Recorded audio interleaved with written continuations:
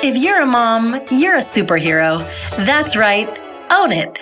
We possess a unique superpower of intuition, a sixth sense for what our kids are up to, how they feel, what they want, and when they want it. Yep, it's amazing. I call this mom sense. Oftentimes, we are Googling for answers, joining Facebook groups, or relegating to taking unsolicited advice from our friends when all we have to do is listen to that voice inside us. No, not the one that's telling you you're fat. The other voice, the one that seems to know everything when it comes to your kids and leaves you feeling confident, empowered, purposeful, and all things #mom goals. Hi, I'm Kanika Chadda Gupta, and I'm a mother of twin toddlers and a baby, double the fun plus one. And I can honestly say that now that I'm a mom, I feel like my life is just getting started. On my podcast, I interview industry experts and real-life mamas on their mom sense experiences, tackling topics like how to teach kids to meditate, what it takes to have the marriage you've always dreamed of, and how to master your car makeup routine. Grab your latte, that's probably ice cold by now, and take a listen to That's Total Mom Sense. So derived from the Sanskrit word yuji, meaning yoke or union, yoga is an ancient practice that brings together mind, body, and spirit. It incorporates breathing exercises, meditation, and poses designed to encourage relaxation and reduce stress. And practicing yoga and this sort of fitness comes with so many benefits, from mental to physical health, from reducing stress, inflammation, to improving breathing, sleep, strength, flexibility, mood, and happiness. Now, as women, when we have our first kid and are actually going through childbirth, there are so many changes that we go through in our mind and our body and our spirit. And it's important to understand these changes so we know how to navigate them. I'm so honored to have with me on the show Rachel Welch, founder and teacher of Motherhood Fitness Method. Rachel is a women's health advocate and postnatal fitness pioneer and expert. Her life-elevating fitness method empowers women with the knowledge and skills to understand, heal, and embody motherhood from the inside out. Motherhood Fitness Method merges yoga, soft foam rolling, PT, Pilates, Bootcamp and Breath into empowering, inspirational workouts. Rachel brilliantly fuses education, alignment, and strength training into progressively challenging sequences so that you start to see and feel results immediately. Whether you're newly post-baby, just beginning a workout routine, or have a strong fitness lifestyle, Rachel will maximize your workouts, tone your core, glutes, thighs, and arms, and leave you feeling open, strong, balanced, and confident. Rachel, welcome to the show. Thank you so much. I'm so happy to be here. So let's go to the very beginning. When a woman is newly pregnant, what should she ideally do to ensure a healthy and easy delivery? So the best thing you can do at the beginning is to spend some time just being in your body daily, even if that means like rolling out a yoga mat, lying on the ground and breathing. Once you start to get some of that energy back, those moments that you've spent just rolling out your mat will give you the motivation and inspiration to keep in the habit, to keep rolling out your mat, so that when you're feeling better, when you're starting to feel like you could actually move your body again, you could maybe do a down dog. And then suddenly you're able to like roll out your mat in a class and do a prenatal yoga class. Really, consistency and habit are the most important things to establish from day one. One of the biggest challenges while you're pregnant is to have days when you really can't do much and you don't feel well, and days when you do feel well to get yourself motivated to go move. And giving yourself permission to do exactly what you're able to do that day is also key, because your body is changing daily. If you have a really strong yoga practice, you'll be lunging, you'll be doing down dogs, maybe you're even doing chaturangas. And then one day all of a sudden you're like, my belly's too big. I can't lunge anymore. My leg doesn't fit through. And so learning to just adapt and change your practice to a changing body is doing two things. It's one, keeping a habit of exercise, self-care, and you time. Right. That's so true.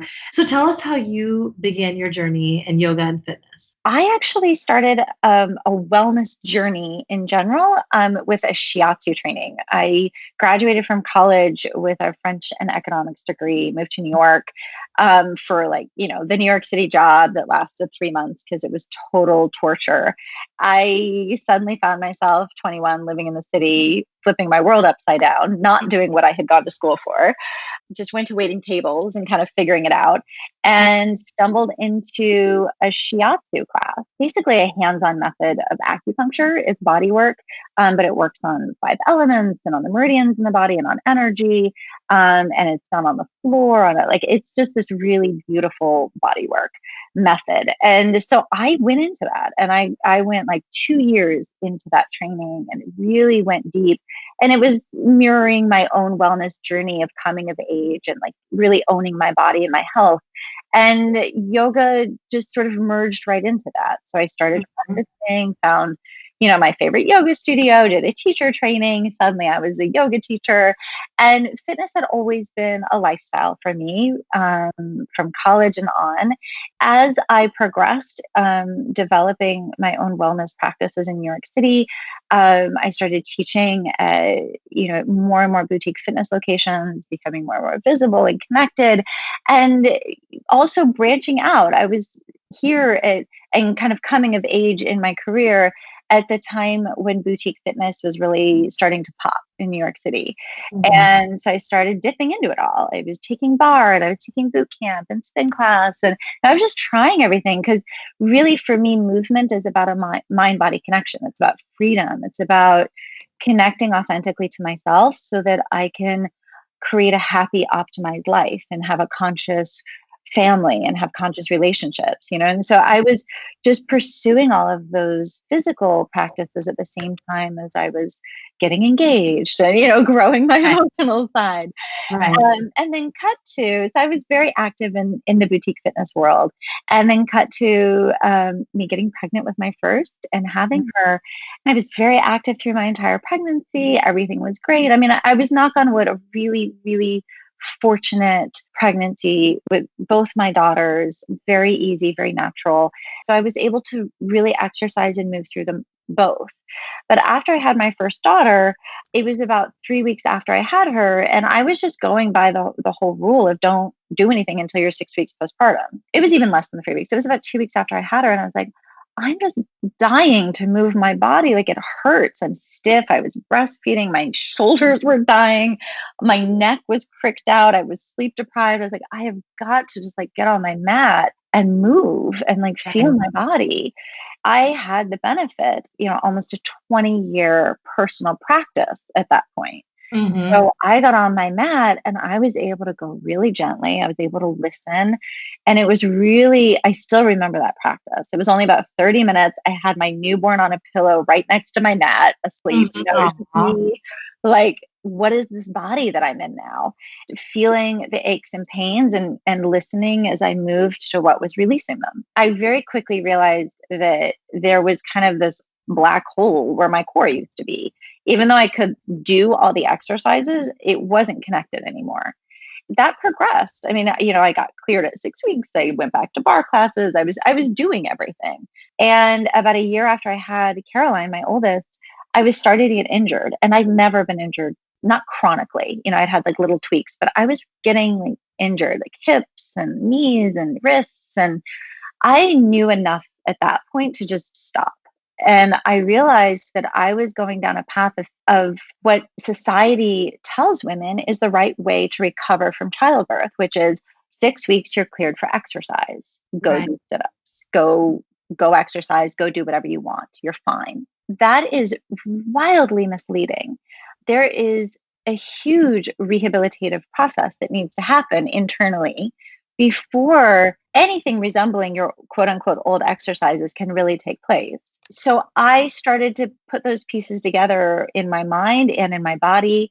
And I realized that if I didn't know what postnatal recovery should be or could be, pretty much nobody did at that point. I mean, this was 8 years ago, but I mean, pretty much nobody did because I I was in it. I was in the boutique world. Postnatal wasn't even a word that was spoken in Mhm. any teacher training. Prenatal, you maybe got half a day of training as you were getting certified for whatever you were teaching. Certainly, none of the postnatal injuries they're not even words that teachers understand or can pronounce, let alone can adapt exercises for a woman in their class. I found all of that wildly unacceptable.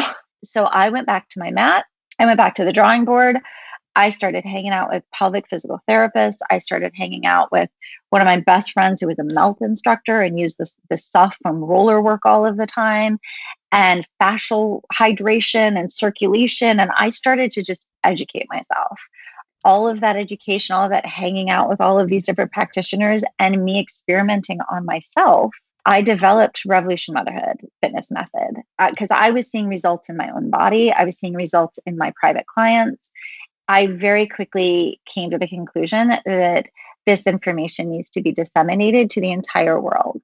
This is the way that we as women can completely rewrite the dialogue and story of what motherhood is. And in doing that, we are going to improve each other's lives exponentially. So, what I developed was a completely intermodality method, meaning it wasn't one size fits all. What I discovered, it wasn't just yoga that I was using anymore, or just a soft foam roller. Like, I needed to rehabilitate my body, and that's where physical therapy is essential. I highly, highly recommend to every woman I work with and every woman I come in contact with that you get referred to an excellent pelvic physical therapist. And a physical therapist is different than an occupational therapist. You want a physical therapist who can do a full internal and external assessment on your pelvic floor, your abdominal cavity, the entire core system and trunk system. And then they can tell you all of the nuances of how your body was affected by childbearing. And once you have that information, then we can take that information into your fitness program. So I start on a very slow, deep level of rehabilitation on a soft foam roller using breath, because breath creates an organic expansion, contraction, and activation of the whole core, meaning from your pelvic floor all the way up into your rib cage and diaphragm and everything in between. And once those muscles are woken up, your brain can start to find them again. In a fancy scientific way, it's called your neural pathway. It's how your brain fires down through your spine into your nerves, makes muscles turn on. And it's how, when you're trying to do a strong exertion exercise, case in point, pushing a double stroller up the hill to the park, like what muscles are going to activate when you say, I need power right now? It's not going to be in that moment a super mind body connection. It's just going to be automatic, right? So we want to, in class, activate those muscles that were designed to be your powerhouse. We want to turn on your butt, all of them. There are multiple butt muscles. We want to turn on your thighs.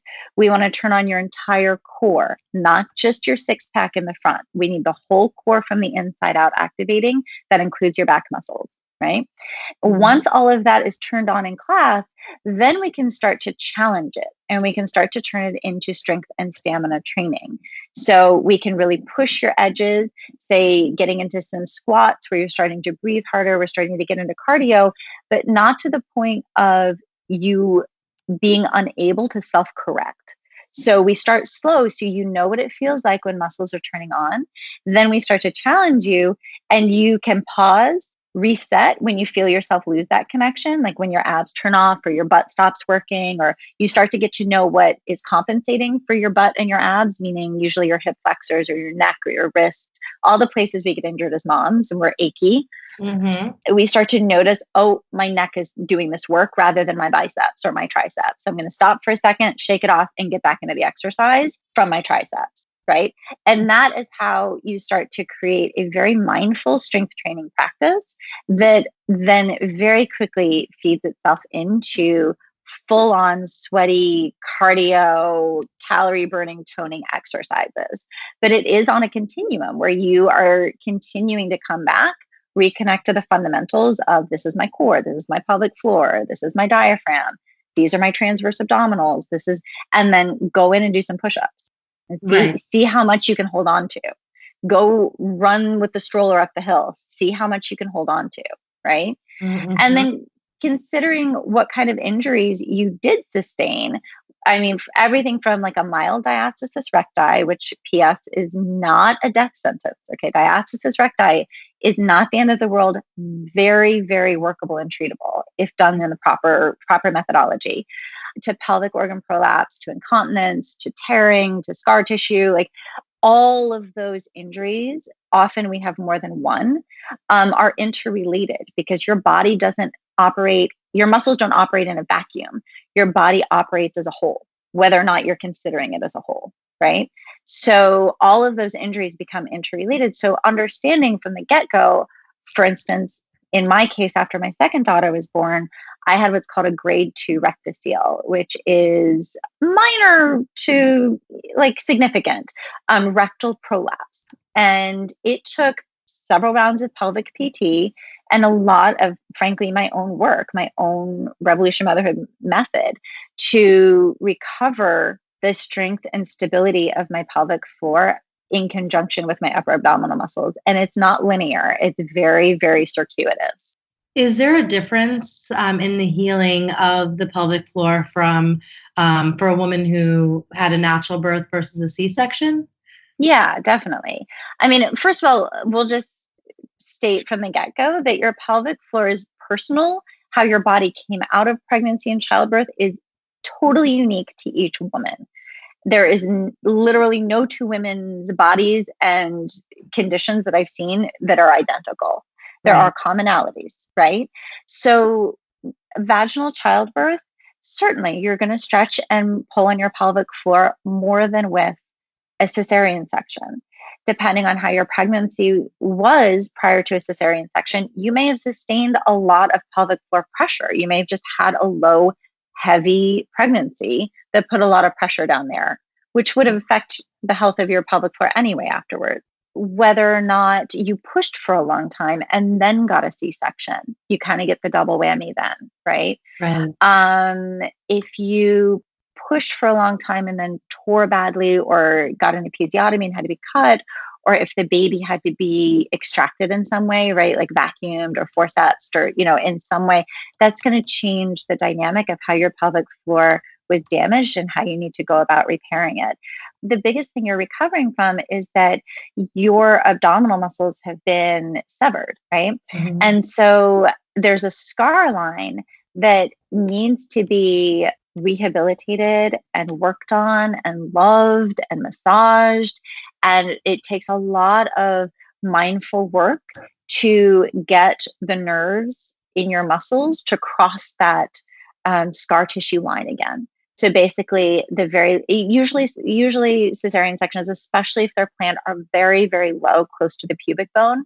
It still is a severing of your six pack at that point, though. Mm-hmm. So, starting to try to recruit the muscles way, way down low by your pubic bone and even up underneath the vaginal canal with your upper abdominal muscles is going to be a journey for a cesarean section woman versus the pelvic floor kind of focus on a vaginal birth where you're going to be working a lot more on rehabilitating the lower pelvic floor, like, all of the muscles that connect the pubic bone to the tailbone to the inner hip bones.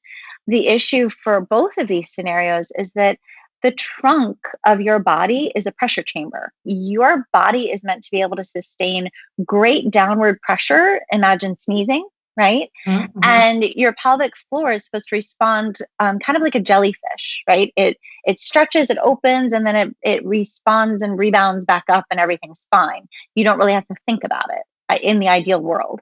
Same thing with your diaphragm at the other end of your trunk. You've got a diaphragm that is responsible for your breath. It's meant to expand and pump and move things between your lungs and your organs and your abdominal muscles based on whether or not you're running up a hill or you are just bending over, right? And needing to stand back up.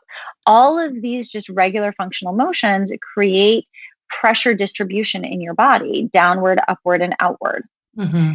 And so what we want to reestablish after you've had a baby is the ability for your body to withstand pressure. Okay. So that might mean that it's not necessarily like, oh, I've just got to squeeze my pelvic floor and pull it up again. It's very much about, this is why I use breath so much. Can you breathe and relax the entire system of your trunk? Meaning the pelvic floor, imagine a jellyfish that is just sort of like expanding and relaxing before it contracts and draws up. Can you breathe and relax? Most of us don't even breathe into our bellies anyway. But can we breathe and relax the pelvic floor? And then exhale, start to draw up some mindful strength, like jumping on the wave of the exhale and using it to recruit some strength.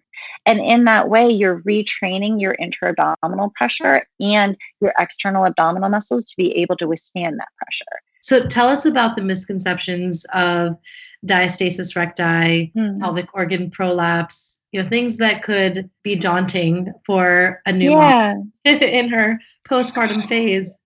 You have a pelvic floor that if it's compromised and your organs are descending down, then if you also have diastasis recti, which is where your six pack, the muscle that sits right on top of your belly, is just separated and compromised, and the transverse abdominals underneath it are not, recovering their integrity well, that all of that creates a downward pressure that is going to continue to make the pelvic organ prolapse worsen.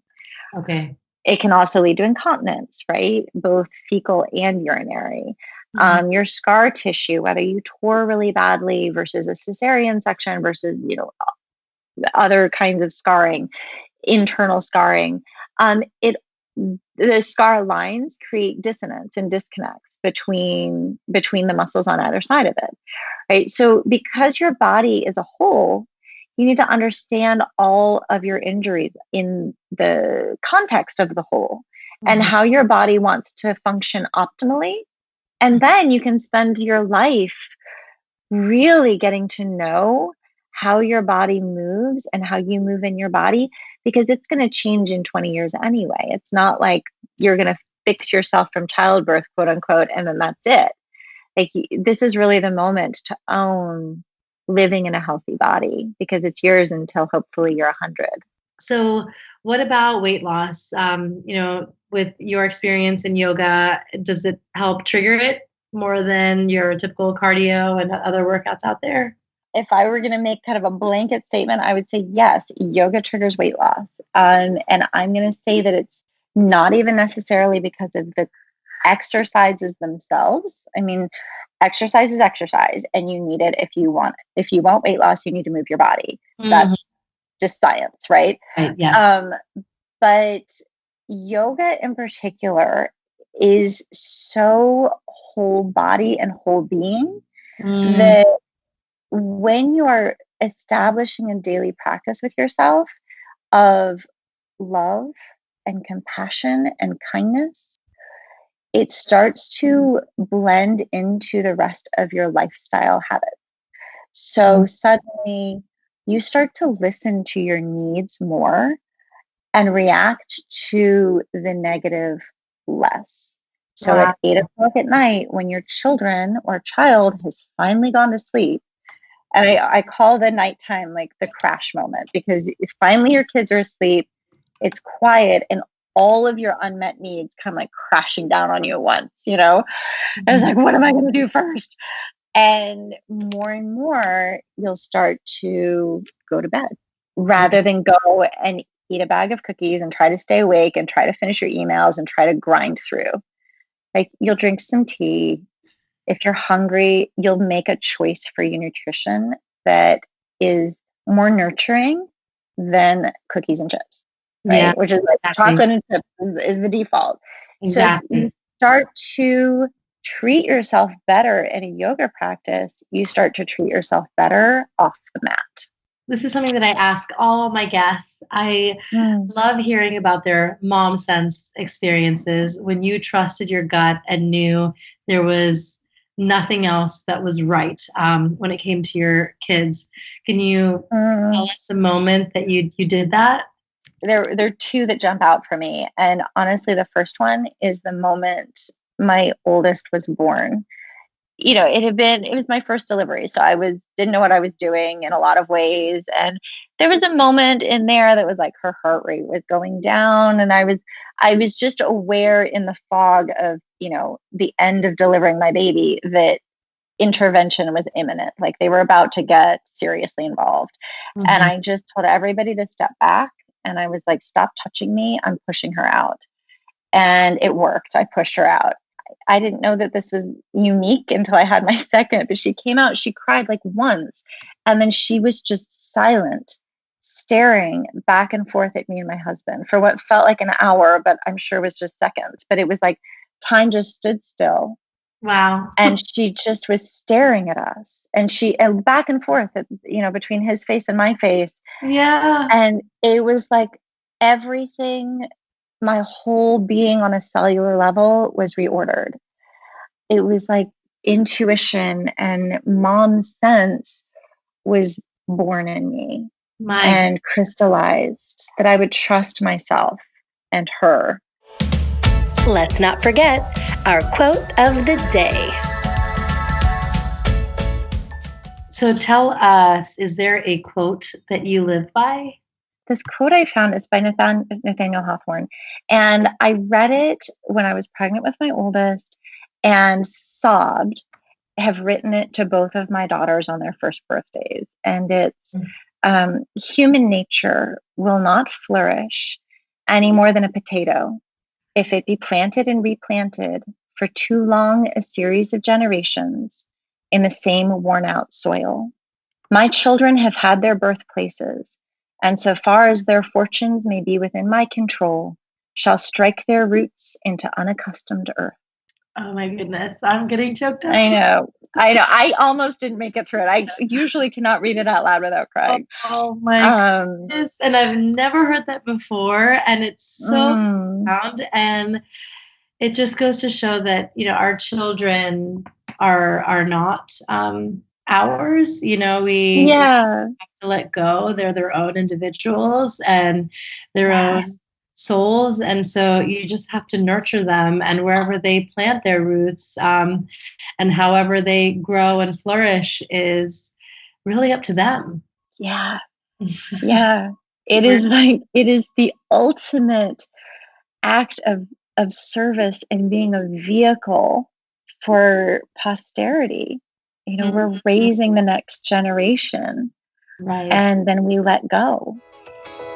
It's now time for Mom Haul, when we share products we love. So is there anything that you are loving that you're telling your girlfriends and your students about, that it's like, you just need this product, it's changed my life? Is there anything out there like that? Yeah, it would be my soft foam roller from OPTP. It is it. I mean, there are lots and lots of rollers out there, and people come to class, or they email me for the on-demand program and like, do I really have to get another roller? And I'm like, yes, you really have to get a new roller. This soft one changes everything because it works on your fascial tissue. It just changes everything. So my soft foam roller is definitely a can't live without. And it's midsummer. I just got back from this deep vacation with my family upstate, and the farmers markets.